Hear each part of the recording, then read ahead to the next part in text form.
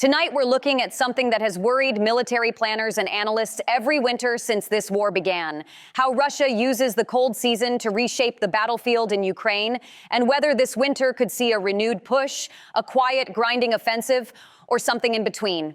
We are now heading into the fourth winter of this conflict. The front lines have shifted, sometimes only a little, sometimes dramatically, but one thing has stayed constant. Winter has never been just a pause. It has been a weapon, a stress test, and a turning point over and over again. Over the past 2 years, Russia has shown a pattern in winter. When the weather turns cold, it doesn't simply stop. It adjusts. It looks for new ways to apply pressure.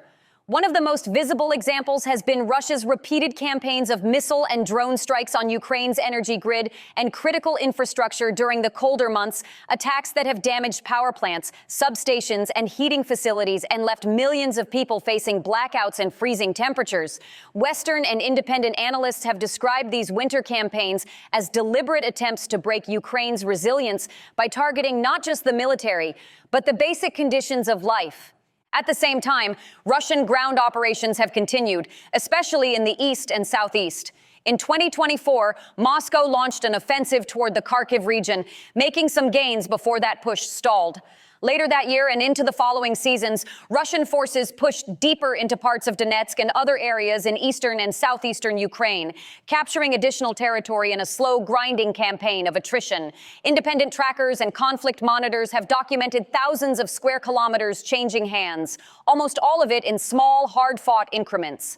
By late 2025, analysis from several think tanks and research groups described Russia as maintaining the initiative in many parts of the Eastern Front, not with a single dramatic breakthrough, but with constant localized offensives that test Ukrainian defenses and exploit resource constraints. Some assessments note that Russian forces have intensified offensive operations in recent months, taking advantage of weather and terrain conditions and gradually expanding their control in critical areas, particularly in the east. So when we ask tonight, is Russia preparing a major winter offensive? We're really asking two questions.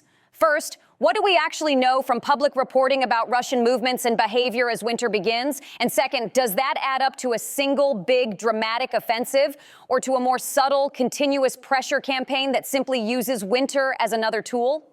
Publicly available assessments from military think tanks and conflict trackers don't show clear evidence of a single massive all-or-nothing winter offensive being prepared right now. What they do show is something more ambiguous and in some ways more worrying. Russia already running what amounts to a rolling offensive in the east, probing and attacking in multiple directions, while simultaneously keeping up pressure on Ukraine's infrastructure and economy. The tempo of attacks has stayed high and in some sectors even increased as fog, rain, and cold reshape conditions on the ground. On the Ukrainian side, officials and soldiers have been very clear about what this means. Frontline troops have warned that any peace plan or political deal that forces Ukraine to scale back its army too far or give up key territory could leave the country dangerously exposed, potentially enabling Russia to regroup and prepare a future offensive from a stronger position.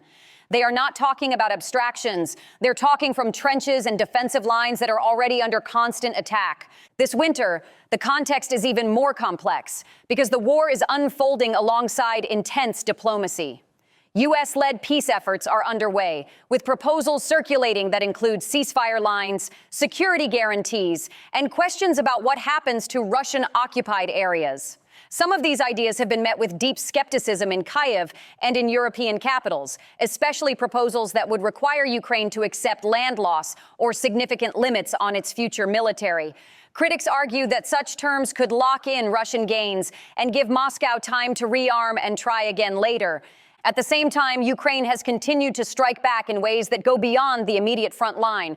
Over the past months, Ukrainian forces have carried out long-range drone and missile operations against military and logistical targets deep inside Russian-held territory and even inside Russia itself, including strikes against bases associated with Chechen units loyal to Ramzan Kadyrov and against Russia's so-called shadow fleet of oil tankers used to evade energy sanctions. These operations have been reported openly, with footage of explosions, damaged infrastructure, and burning vessels circulating widely. These strikes matter in the winter context because they hit exactly the systems Russia needs to sustain any major offensive effort: fuel, logistics, command posts, and specialized forces. They also provoke strong responses from Moscow.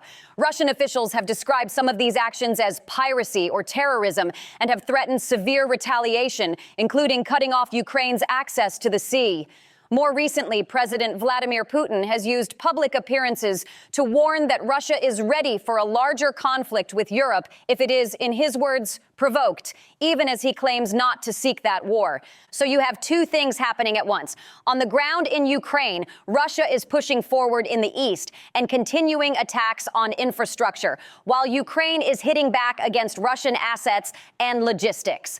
In the diplomatic space, there are negotiations, proposals, warnings, and fears that certain kinds of deals could simply pause the fighting long enough for Russia to prepare a stronger attack later.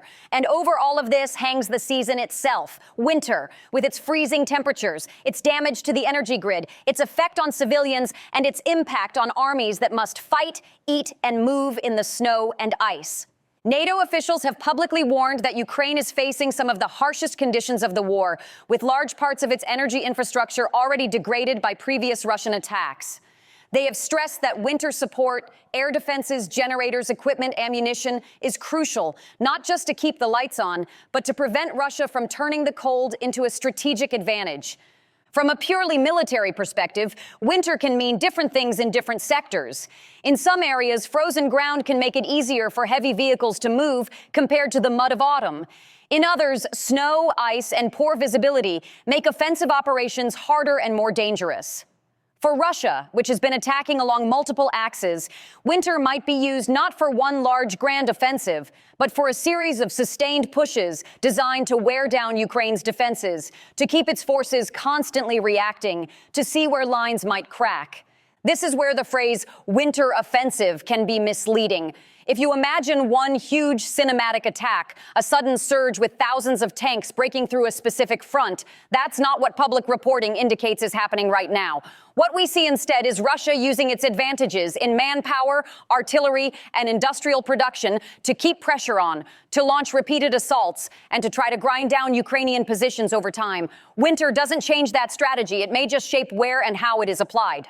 The risk for Ukraine and its partners is that this constant pressure, combined with infrastructure attacks and political fatigue, could slowly erode the country's ability to resist, even without a single dramatic moment. That's why Ukrainian soldiers along the front are so vocal about the terms of any potential peace. They have seen how quickly Russia adapts, how it uses pauses not to rethink its goals, but to rearm and reconfigure its approach. So when you hear questions about a Russian winter offensive, the most accurate way to understand it is not as a future movie-style event, but as a set of ongoing realities that winter makes more dangerous. Russian forces are already offensive in key sectors. They have already shown a pattern of winter energy strikes. They are already testing Ukrainian lines and looking to exploit weaknesses. Intelligence services are watching closely for any sign that this pattern is about to escalate into something larger. But even if it doesn't, the current level of pressure is serious.